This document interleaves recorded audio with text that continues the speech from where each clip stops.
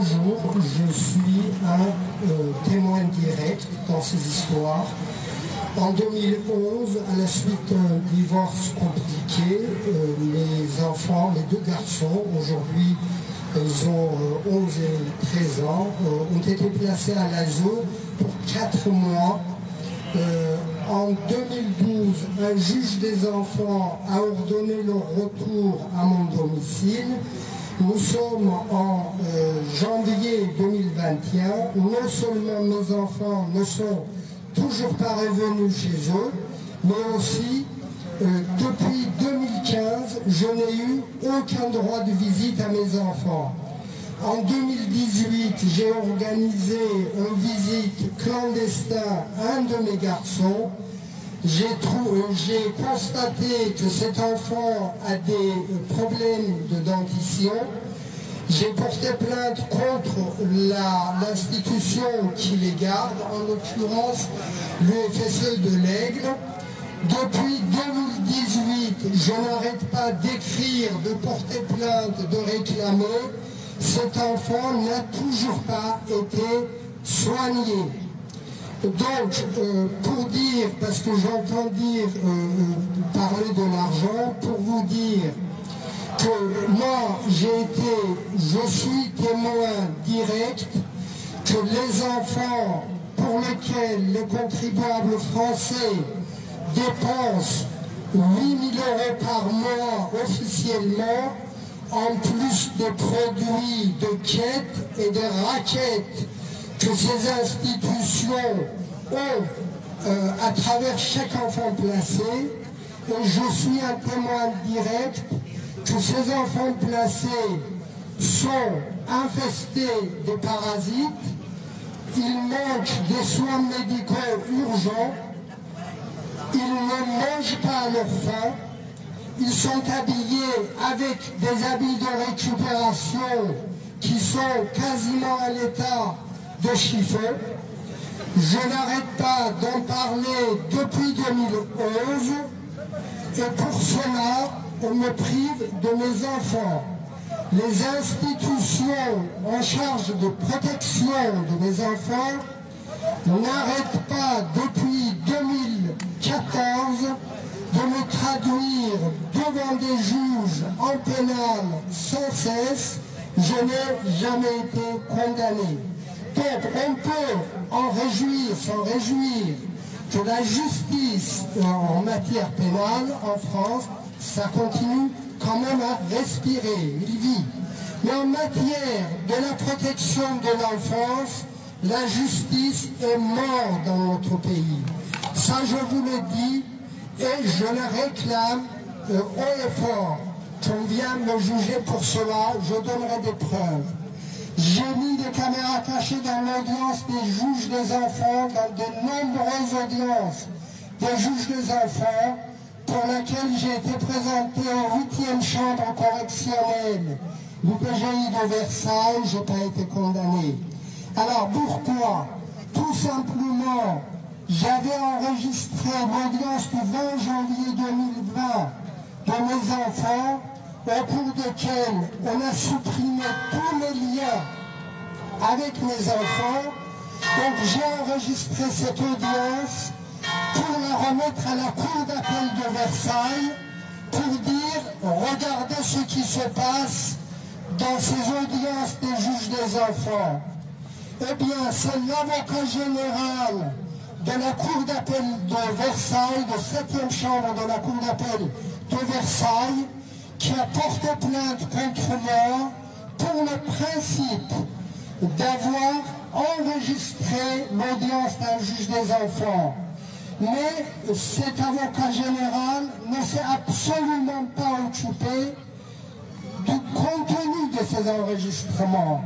Quand j'ai été présenté devant des juges au pénal, j'ai effectivement déclaré que ce n'est pas la seule audience du juge des enfants que j'ai enregistrée, mais j'ai enregistré toutes les audiences des juges des enfants que j'ai pu enregistrer depuis 2011, et cela en raison d'une simple raison, c'est que j'ai vu dans l'ordonnance d'un juge des enfants, il était écrit que M. Idari est content que ses enfants sont placés et qu'ils évoluent bien. À partir de ce moment, je me suis demandé si je n'étais pas devenu fou pour avoir fait de telles déclarations. Donc j'ai commencé à enregistrer les audiences des juges des enfants. Je me suis rendu compte, en réécoutant ces audiences et en lisant les ordonnances des juges des enfants, que ces juges des enfants inventent des histoires, des incidents et des propos qui n'ont jamais existé. Alors pourquoi ils les inventent? Tout simplement pour légitimer les ordonnances qu'ils font et qui leur sont imposées par les commerciaux des services de l'ASE. Alors il faut savoir que récemment, on a découvert que depuis 2018, en Italie, on est en train de faire des enquêtes et on s'est rendu compte que parmi les juges, les avocats, les psychiatres, les psychologues qui travaillent avec l'ASE vendaient les enfants à des familles d'accueil, sachant qu'un enfant, c'est du boulot, c'est beaucoup d'argent, c'est des dessous de table, c'est aussi des produits dérivés. Donc on peut le vendre assez cher. Donc en Italie, on a réussi à faire ça parce qu'il y a eu un parti politique qui s'est impliqué dans cette histoire. Mais en France, moi je vous le dis, eh bien, je le dis haut et fort, publiquement, qu'en France, il y a des réseaux de trafic d'enfants organisés par les services de l'aide sociale à l'enfance. Et ces réseaux, j'en suis victime. Je gagnais beaucoup d'argent avec mon travail d'artiste, d'enseignant et réparateur de tableaux anciens et tout ça. Depuis 2011, j'ai été tout abandonné. Je me suis contenté d'un salaire de 1800 € que j'ai par mois. Eh bien, ce salaire, normalement, aurait dû me permettre d'engager des avocats pour réclamer les enfants. Sauf que mon salaire est ponctionné à la source. Ça veut dire qu'on prélève jusqu'à 945 € par mois sur un salaire de 1800 € par huissier. Donc un huissier de Conflans-Sainte-Honorine, en l'occurrence, je n'hésiterai pas à dire que ça y est, je viens d'oublier son nom. En fait, il prend, sans prévenir mon employeur, sans me prévenir, jusqu'à 945 € sur le salaire de 1800 €. Ce qui fait que, comme j'ai un salaire, je ne peux pas engager d'avocat, et comme mon salaire est pris de cette manière, eh bien, je ne peux pas engager un avocat et je n'ai pas le droit. Pardon, je n'ai pas le droit à l'aide juridictionnelle. J'ai déjà eu un de mes avocats à ma demande qui a été condamné par la justice.